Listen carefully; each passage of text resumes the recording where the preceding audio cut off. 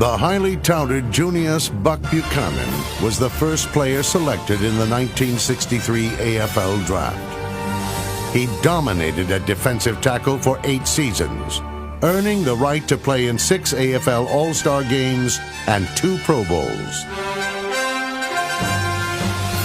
He possessed amazing strength and surprising speed for a man who stood 6'7", 274 pounds. Perhaps his most impressive attribute was his durability. Buchanan's most dominant performance came in Kansas City's Super Bowl IV upset win over the Minnesota Vikings. 1967 was the year the NFL welcomed an All-American quarterback from Purdue University, Bob Griese. A selfless leader, Griese sacrificed personal statistics for the good of the team.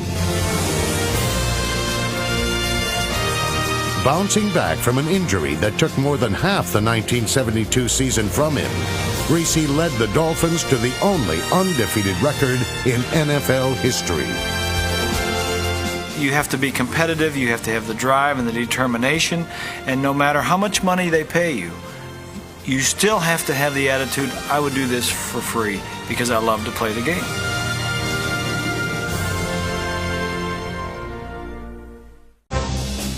In 13 NFL seasons, Franco Harris rushed for more than 12,000 yards and scored 100 touchdowns. The Steelers' power back ran for more than 1,000 yards in a single season 8 times and was an 8-time Pro Bowl selection. Harris recorded 17 postseason touchdowns and was the MVP of Super Bowl IX.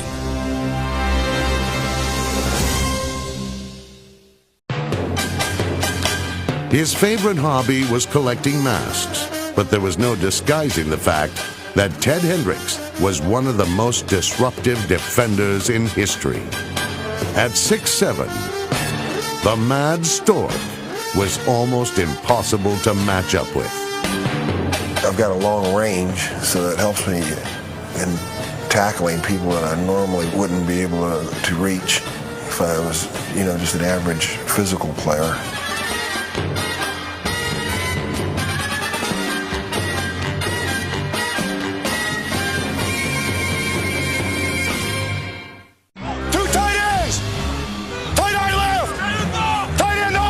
Jack Lambert, without question, was the catalyst. He was the guy that turned us from a very good football team and defensive team to a great defensive team.